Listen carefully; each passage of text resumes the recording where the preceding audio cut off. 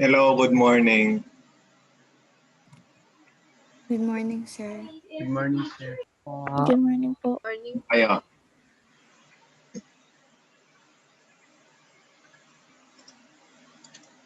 Oh, how are you? Okay lang po, sir. Kindly open your cameras and your microphone, please.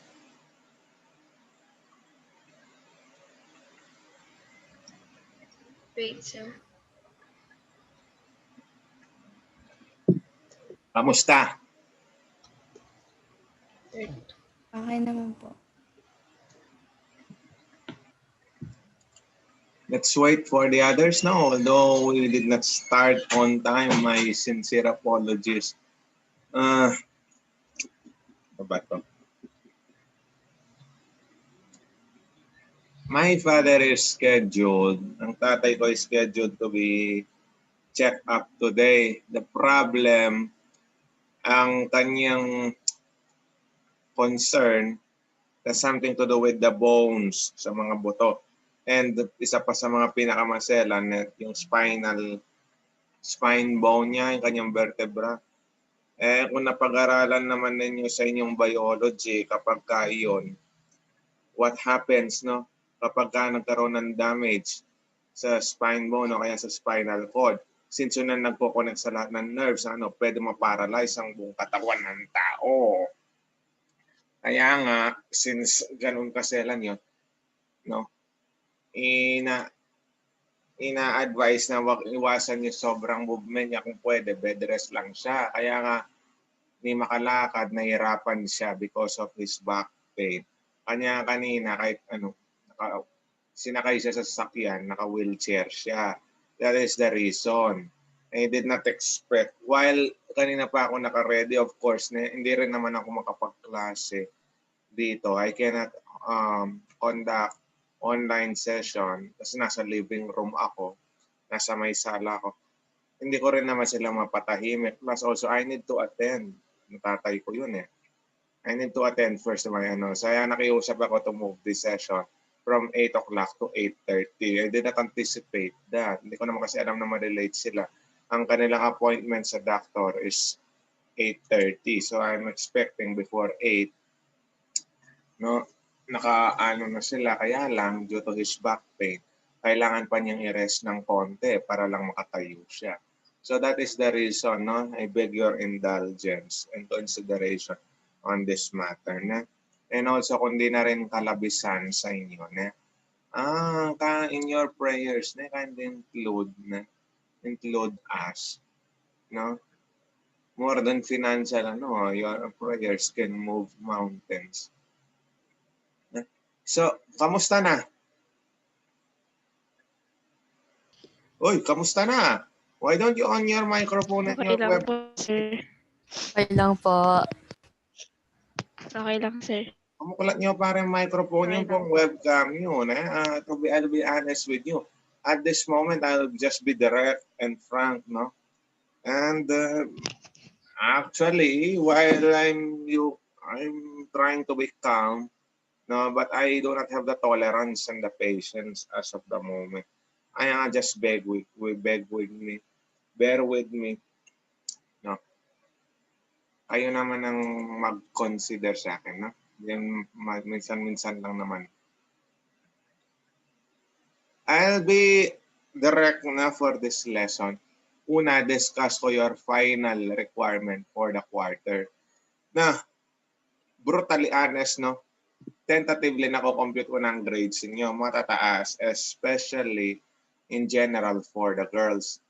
And like what I said yesterday to your advisor, I am happy to announce, the first time, hindi ako mag-a-adjust talaga ng mga grades because they are naturally as they are, line of 9.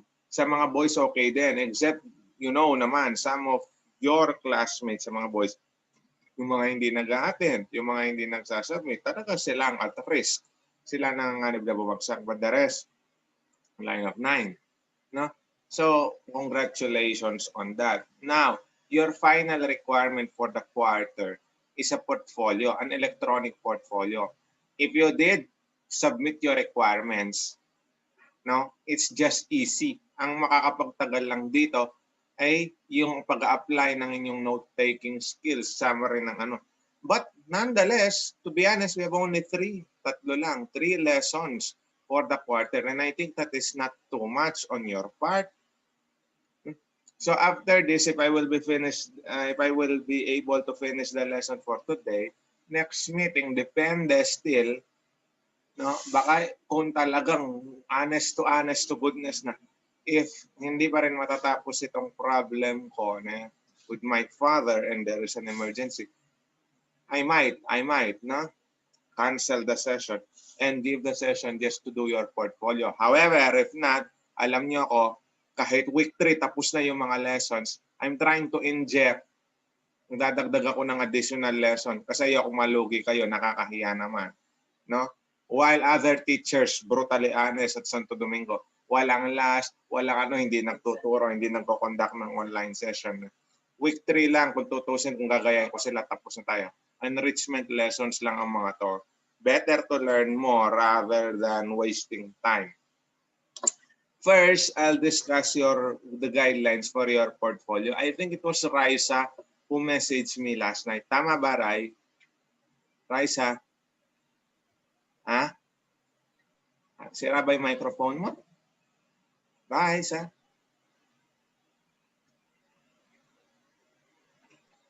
Okay. Siya yung nag-message sa akin kagabi.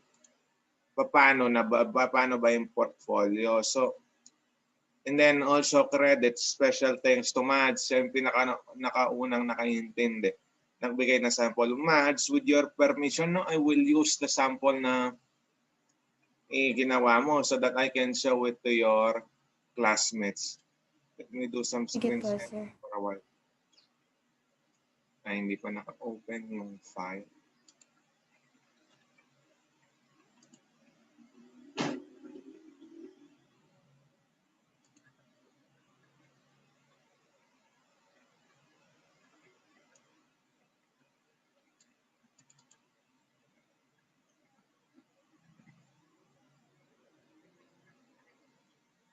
Bear with me. Ayan, Madso, this is your sample. I downloaded it. Can you see my screen? What do you see? Can you see the PowerPoint? Not yet, sir. Yes, Yes, sir. sir. Ay, wala.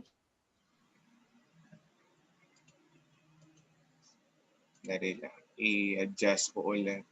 Kasi hindi naka-open yung presentation kanina. So that focuses. How about this one?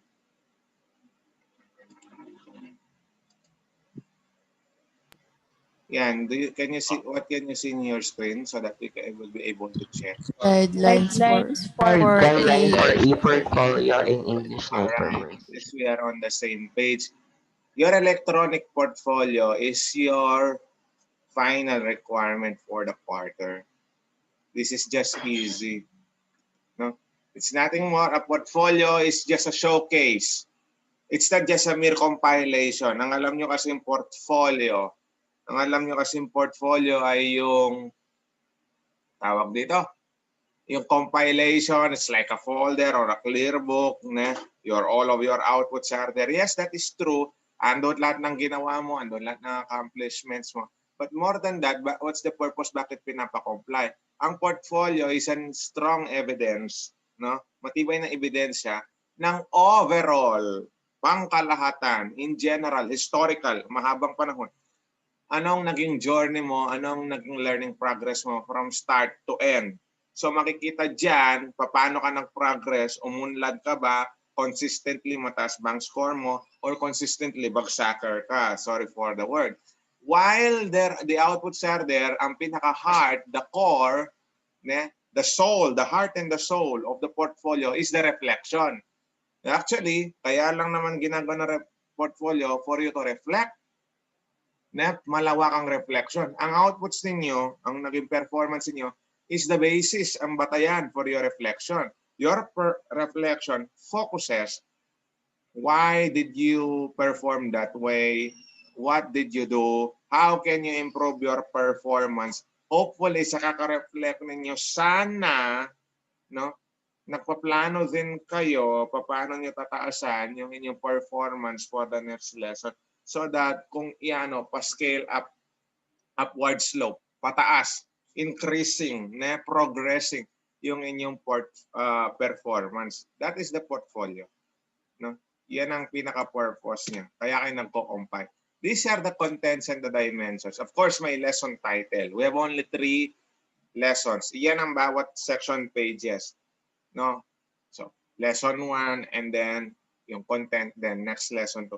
Then your personal notes, lesson notes. Ito lang ang pinakatatrabahuhin ninyo. But considering that there are only 3 lessons for the first quarter, I think this is not too much for you. And then, the screenshots, the copies ng mga outputs ninyo. Take note, ginawa niya na to, nag-grade na to, screenshot nyo lang. And then, ginawa nyo na rin ito sa bawat lesson. You already did this, the reflections for every lesson. So just put a copy there. So like what I said, ito lang number 2, bullet number 2 ang gagawin niyo. Now, the size is 8.5, long band paper. What will you do? What will you use? PowerPoint, MS Word, Microsoft Publisher, Photoshop, bahala kayo. It's up to you. On what application will you use? I do not limit you. Like I did not limit you on your video, whether you use Filmora, KineMaster, video, bahala kayo. It's up to you. Now, these are the only lessons. Ito lang yung mga lessons for the first quarter talaga. Lesson 1 talks about modals. Lesson 2, conditional sentences. And the last lesson deals with communicative styles. On the next slide, I'll show to you anong laman. Saan nyo kukunin sa Google Classroom yung laman ng bawat portfolio ninyo per lesson. Of course, kasama dyan yung bawat lecture notes. In Cornell Notes, in Mind Map, diniscuss ko yun. Naka-upload naman yung lecture. Pero ito yung mga screenshots ninyo. Sa lesson 1, for lesson 1, puntahan nyo ito sa Google Classroom nyo, Q1W1, Assignment on Modals. Then, lagay nyo sa portfolio ninyo the copy of your essay and then screenshot nyo yung score ninyo. Sa last slide, may sample paano nyo screenshot. Tapos, and then, yung kopya ng reflection ninyo, paano nyo saan nyo makikita sa Google Classroom nyo? Sa Q1W1 reflection. Put a copy of your reflection and then screenshot yung score. And then tapos na for lesson 1. Ilagdag nyo na lang yung lesson notes in Cornell Note or in Concept Map or in Mind Map, whatever do you want. Lesson 2, ito sir, video, paano nyo ilalagay? Screenshot ng video ninyo. Mamili kayo, 3 to 5 will do. For example, play nyo yung video ninyo. Gusto nyo yung angle na yan. You think that you are handsome or beautiful in that screenshot. The screenshot ninyo. Lagay nyo lang doon. And then, 3 to 5 it will do. Then, copy of the script. May script kayo, lagay nyo doon. And then, screenshot nyo lang yung score nyo. Saan nyo makikita yan sa Google Classroom? Q1W2. Assignment on conditionals. And then your reflection, your copy of your reflection, and then yung score ng reflection. Last lesson, communicative styles. Ito, yung kanyang communicative style statements. Yung 10 statements na ginawan ninyo per style. Makikita nyo yon sa Q1W3 sa Google Classroom. Na-check na yan. And then, screenshot nyo lang din yung score ninyo. And then your reflection, and then yung score. Paano yung screenshot ng score? Ganyan lang. When you try to open your requirement, makikita nyo to. Then, makikita nyo yung score nyo dito. Yan lang yung screenshot ninyo. Yan lang yung screenshot ninyo. Tapos, So halimbawa, kung yan yung reflection sa one page yung reflection, kung hindi naman napuno yung isang page na long bond paper, sa baba yung screenshot para lang makita ano yung score ninyo. How did you perform well? And then that's it. Now, so I'll upload this copy for your guidelines. Let me share to you yung ginawa ni Mads. Dali lang. Screenshot. Sir, excuse me po. Kapag po ba magpapass na, pwede po bang ipass siya as PDF? PDF, it's fine. Yes, it's Kasi okay. po, minsan But po be yung font sure- na ginagamit. Hindi siya na. Ito lang yung note ko, PDF. Bahala kayo, no? Pasa nyo whatever file type.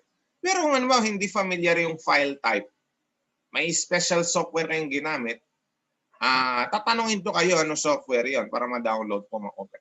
PDF, it's fine. But be sure kung PDF, final na yon. Kasi yung PDF, hindi na na-edit. Hindi na na-edit. Yun lang yung note ko. Eto, sa PowerPoint niya ginawa, pero inedit ni Mads yung size ng ng slide para maging long. Yan. Pinaka-title, English 9, portfolio, then your name, then your section. Bahala kayo dyan. Siya, sunflower. Bahala kayo, whatever you want. And then title page, lesson 1. And then ano yung mga hindi pa to na-edit kasi dati pa to. Lesson 1, model. Ganito lang, alam mo, yung Cornell notes. Yung notes nyo muna on lesson 1. Anong models? Cornell notes. Ngayon yung Cornell notes, concept map, mind map, bahala kayo. And then yun ng mga kanina. Yun ng kopya ng inyong essay and then yung score nyo, screenshot. Then yung reflection, copy of reflection, and then yung score, screenshot. Tapos, move to lesson 2. Ganun lang. As simple as that. Activity 1, activity. Sinample lang ni Mas. Ganyan lang. Then yung reflection. Sample lang. Lesson 2. Same. Pare-pares lang na pattern yan. Ganyan lang. Pinakita ko lang para meron kayong idea. This will be your final requirement for quarter 1. So I'll stop screen sharing. Now, before I proceed, do you have questions before I proceed about your output? Magtanong na kayo while we have the opportunity. Come on. Sino may mga tanong? Raisa, are you talking? Hindi ko naririnig. If you cannot, you can just use the chat portion nitong Zoom. Sino may mga tanong before we proceed? Questions? Do you have questions? Wala? Calling once? Calling twice? Thrice? Si Raisa po sa chat. Yes, ma. Raisa, share yung survey activity po. Ilalagay pa rin ba sa e-portfolio yung inyong first, yung orientation? No, do not include it anymore para mabawasan ng inyong trabaho. Huwag niyo nang include yun. Stick to the 3 lessons lang. Kaya nga kahit may mga enrichment lessons, note taking, importance of English language, introduction to literature, 7 Ages of Man. Hindi ko na pinagagawan ng Cornell notes. Stick to the 3 lessons lang talaga for the first quarter. What else? Thank you, Raisa. Ano pa mga tanong? What are your other questions? If you have anyone? Mads, no question? Wala pa, sir. Princess Sophia, no question? Danaya, no question? Andre? Uy, Andre. Wala po. Tungkol saan po yung Cornell notes, sir? Yung Cornell notes about the lessons. Summary yun ng lesson. One for each po ba? Or isa lang po sa lahat po ng 3 lesson? Hindi, one lesson note per isang Cornell note kung yun ang gagamitin mo per lesson. Kasi hindi mo naman, walang naman paghaluin mo, alang naman i-mix mo sa isang lecture na Cornell Note style, yung lahat ng 3 lessons. Opo, thank you po. Okay, thank you. Sarah, questions? None po. Jangel, Wala naman po, sir. Sean, Sir. Wala naman yung puso. ah? Christian, Wala po. Rain, None, sir. Chelsea, okay lang ba? No questions? None po. Jenson, Wala po, sir. Erika, Wala naman po so far. Clarissa, Wala po, sir. Jason. Hoy, Jason Esteban. None po, sir. Alright, inisa-isa ko kayo ha, maliwanag yan. Nonetheless, you can message me naman. No? Do not hesitate, huwag kayong mahiya. If you have questions, let us now move to the next lesson. Gagawin kong mabilis ito. Pagpasensyahan nyo na. Ay, my goodness. I hate this situation. Screen share, then share. What can you see on my slide? What can you see on your screen? On my slide. What? Introduction to poetry po. Are we on the same page? Introduction to poetry. Yes po. Yes, sir. Yes, po. Did I tackle this last time or I was not able to finish up to this part? Na-discuss ko ba to last time? Come on, people. Help me on this Di one. pa po, sir. Okay, poetry. If you recall, literature is divided into 3 major divisions. 3 major division. Bonus points. Recitation. What are the 3 major literary divisions or the 3 main literary genres to which every type of literature can be classified? Jason, sige, you're raising your hand. Prose, poetry, and drama. Correct. You have prose, poetry, and drama. Prose, poetry, and drama. We will focus on the first one, poetry. No? Now, poems, you know poems, mga tula. What is really poetry? Ano ba talagang poetry? Now, poetry is very personal. That allows poets and readers these 3 things. Bakit hindi sinusulat in paragraph format? In straightforward manner? Why? Why is it in poetry? You have symbolisms. You have figures of speech. Because the main objective and the main aim is for you, both on the speaker or the poet, and you, the reader or listener, to see, to hear, and to feel the world or that experience in new ways. How does poetry afford you to see what is being expressed, what is being stated, what is being written? Because there are imagery in poetry. Images. You can visualize that when you close your eyes, you can imagine what's happening. You can imagine what is being described. Kanya nga, you have imagery, sensory words. No? Words that appeal to senses, words that describe certain person or aspect.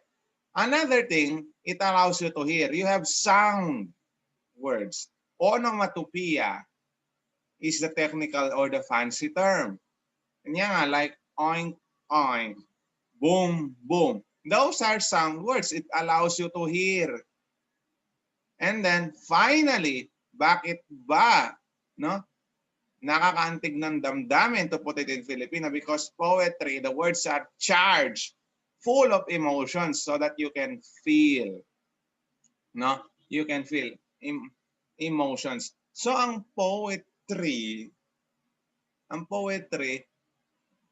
real effective poem, considering, naintindihan nyo. Siyempre, how will you see, hear, and feel? How will you experience if you do not understand the words? But considering you understand, no, the nuance of the words used in the poem, you will experience these three things: seeing, hearing, and feeling. No?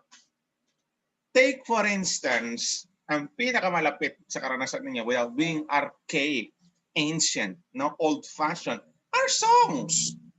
Your favorite songs, lahat ng kanta ninyo, are classified under poetry.